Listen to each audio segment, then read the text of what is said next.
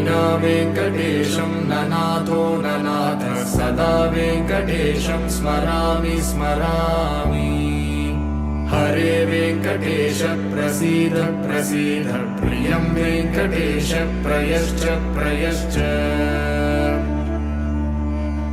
विना वेङ्कटेशं ननाथो ननाथः सदा वेङ्कटेशं स्मरामि स्मरामि।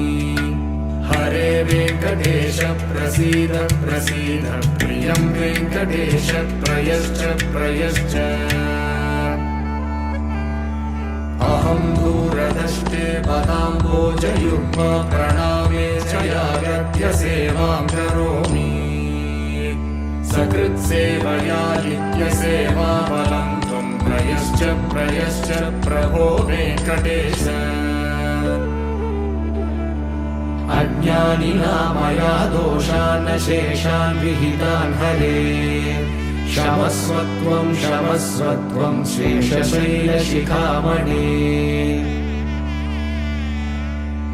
अज्ञानिना मया दोषान् शेषान् विहितान् हरे क्षमस्वत्वं क्षमस्वत्वं शेषशैलशिखामणे।